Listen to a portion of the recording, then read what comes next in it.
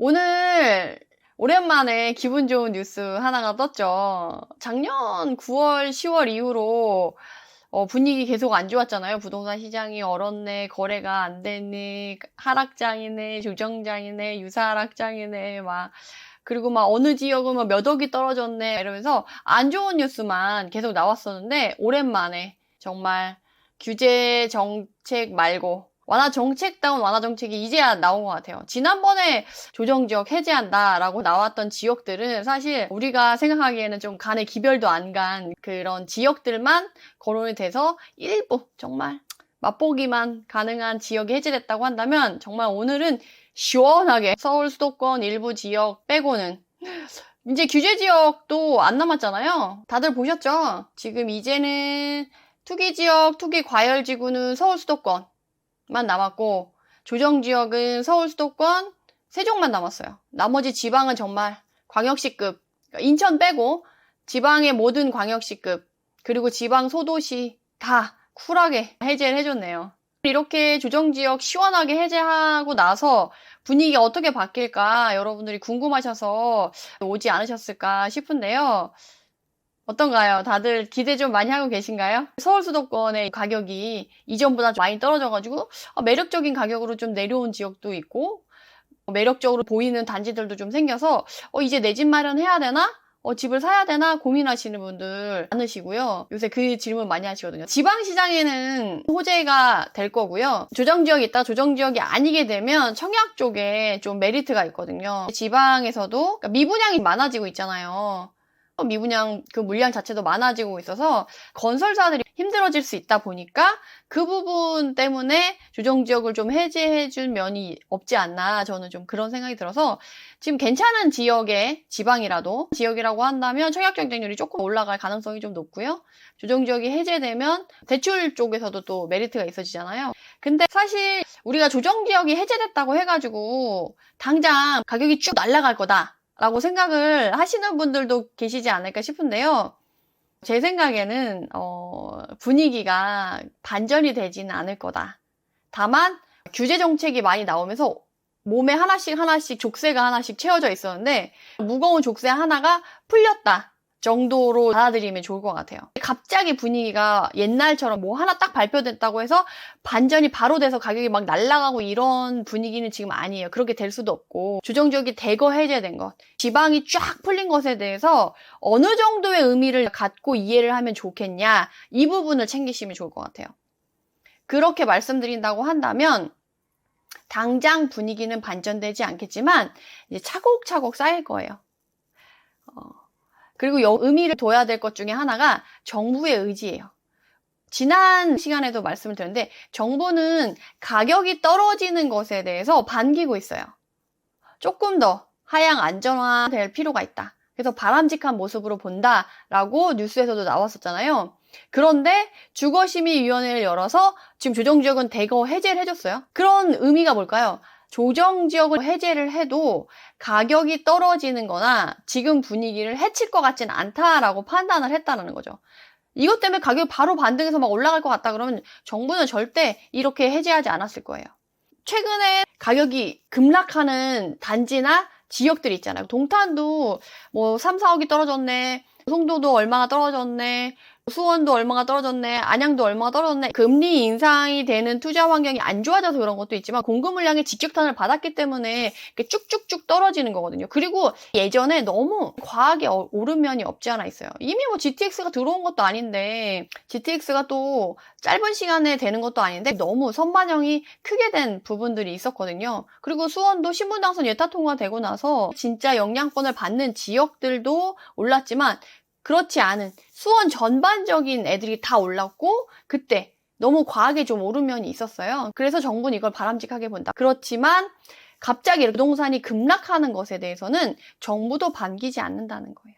천천히 하향 안정화되는 걸 바라지 가격이 갑자기 급락해가지고 건설사들은 힘들어지고 우리나라 같은 경우 집값이 흔들리면 사람들이 전체적으로 소비를 확 줄이는 편이에요. 주식이 떨어졌다고 해서 사람들이 고기 사 먹을 걸 안 사 먹고 먹고 싶은 걸 덜 먹거나 그러진 않는데 우리나라 같은 경우 집이 본인 자산의 70%에서 80%인 경우가 많아요. 그렇다 보니까 집값이 이렇게 급락을 하게 되면 사람들이 소비를 확 줄이는 그런 영향이 있거든요. 그러다 보니까 소비자 심리가 확 줄면서 경기가 또 안 좋아질 수가 있어요. 그렇기 때문에 속도를 좀 줄이고 싶어 하는 거죠. 미국이 또 금리 인상 발표를 할 거잖아요. 요번에 0.75%를 올릴 거냐, 1% 올릴 거냐, 이것에 대해서 의견이 분분한데, 어쨌든 자이언트 스텝으로 높게 올리겠다는 거잖아요. 그래서 금리 인상이 지속되고 있고, 대출 규제를 푸는 거 아니죠. 이전에 이명박 정부 시절에도 부동산 시장의 분위기가 안 좋았을 때 조정 지역을 해제했었어요. 그때 해제했을 때도 별 반응이 크게는 없었다. 근데 우리가 지금 챙겨야 될 건 뭐냐면 서수도권에서 가격이 많이 떨어져서 매력도가 높아진 지역들이 많아요. 그래서 가격이 더 떨어지면 저점이라고 하면 난 살 거야 라고 하시는 분들이 계신데, 그리고 다주택자 분들도 투자를 할 거야 하시는 분들이 계신데, 문제는 그 시기랑 지역을 모른다는 거예요. 그리고 어떻게 접근해야 되는지 모른다는 거죠. 그렇게 대기하고 있는 사람들은 관심은 많아요. 그런 분들이 지금 꼭 해야 될 게 뭐냐라고 하면 지금부터 지역과 시기를 보고 있어야 돼요. 내 상황에 맞는 지역과 단지를 미리미리 보고 계셔야 돼요.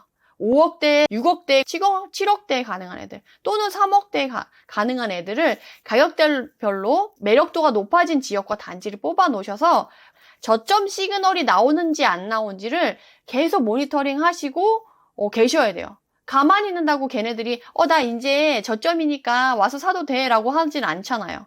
그러니까 그걸 본인이 찾아내셔야 되거든요. 뉴스에서 나오고 집값이 올라간다고 내 눈에 보일 때쯤, 가만히 있어도 그 분위기를 느낄 때쯤까지 기다리다 보면 질 수 있어요. 그럼 저점을 찍고 약간 좀 올라간 가격을 확인하게 되고 그런 분위기를 확인하게 되거든요. 사람들이 어떻게 생각하냐면 나 이번에도 좀 한 발 늦은 거 아니야? 다시 떨어질지도 몰라. 기다려야지. 또 이렇게 될 수가 있어요. 근데 그러면 또 좋은 시기랑 좋은 기회를 놓치실 수가 있으니까 수박 겉핥기 하듯이 그냥 뉴스 좀 보고 데이터만 조금 만지작거리고 마는 게 아니라 직접 가격대별로 쭉 뽑은 다음에 내 상황에 맞는 지역과 물건을 찾아놓고 걔네들의 흐름을 보고 있다가 저점 시그널이 오면 바로 움직이는 게 좋아요. 근데 여러분들이 문제는 그렇게 해도 확신을 갖기는 쉽지 않다라는 거죠.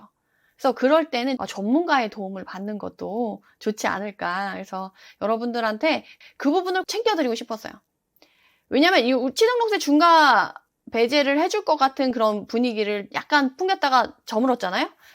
조정적이 이제 대거 해제됐잖아요. 이렇게 하나하나 쌓이다 보면 어느 순간 분위기가 반전될 수가 있어요. 그리고 예전과 다르게 정보도 빠르고 사람들이 그 투자 욕구, 투자 심리는 지금 어려워졌기 때문에 숨어 있는 것처럼 보이지만 그게 한 번 또 발동이 되면 빠르게 촥 치고 올라올 수가 있거든요. 사실 제가 올해 들어가지고 투자지역 분석반 잘 안 연 거 아시죠? 올 초에 한번 열고 안 열고 있다가 지금 하반기에 10월 중순에 오픈한다고 지금 공지를 올렸는데, 제가 그런 이유가 저는 투자지역 분석반을 다른 강의들과 다르게 뭐 2달에 한 번, 3달에 한 번 그냥 규칙적으로 강의를 올리지 않거든요. 투자 타이밍이 오고 투자 지역이 있을 경우에만 저는 투자지역 분석반을 오픈을 하거든요. 근데 제가 이번에 오픈을 했다는 건 우리가 미리 준비를 하고 그렇게 봐야 될 지역들이 있다는 얘기거든요. 정말 엉뚱한 곳에 가서 헤매고 엉뚱한 시기에 투자를 해서 손해를 보는 건 좋지 않잖아요.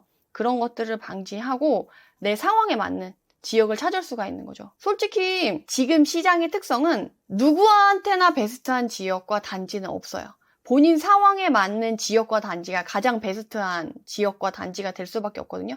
그렇다고 한다면 본인 상황에 맞는 지역과 단지가 어떤 건지 본인이 알고 있어야 돼요. 그러면 본인 상황은 어떻고 본인 상황에 맞는 지역과 단지는 어떤지 그런 것들을 구분해 줄 수 있는 그런 지식을 주는 강의를 들으셔야지, 그냥 지금 여기 좋아요, 여기 단지 사세요 이렇게 단순히 찍어주기만 하는 강의를 듣는 거는 저는 사실 크게 도움이 되지 않을 거라고 생각이 들어요. 지금 아직까지도 코로나가 극성이라서 뭐 마스크를 벗지는 못했지만 어느 정도 코로나 위기는 지금 지나갔다라고 사람들이 생각을 하고, 지금 더 큰 위기는 인플레이션 때문에 오는 위기가 더 크다고 보고 있잖아요. 또 이제 금리 인상도 0.75%가 미국이 하네, 뭐 1%가 하네 이렇게 얘기 나왔을 때 우리나라도 뒤따라서 또 금리 인상을 할 수가 있는데 불안과 걱정이 크고 이렇게 움츠러들게 되지 않나요? 근데 제가 여러분들한테 말씀드릴 건 뭐냐면 위기는 항상 이름을 바꾸면서 와요. 우리가 살면서. 그렇지 않나요? 위기가 아주 뜨문뜨문 10년에 한번 올까 말까 하게 찾아오지 않는다는 거죠. 위기는 정말 이름을 바꿔가면서 끊임없이 계속 찾아와요.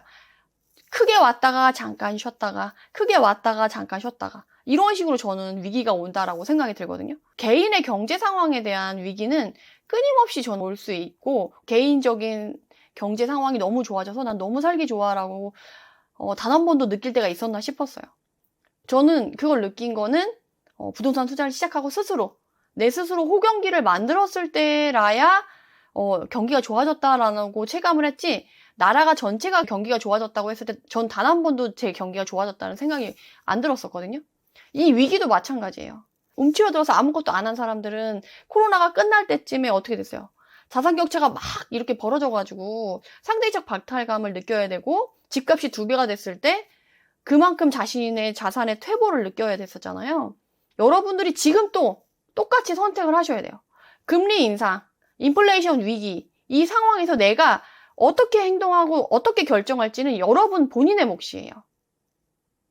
자, 코로나 때랑 똑같이 움츠러들기만 할 건지 아니면 지금이라도 기회를 잡아서 할 건지 미래를 기대하고 내가 원하는 방향으로 미래를 만들 수 있는 선택을 하시길 바라면서 이렇게 오늘 말씀드리고요.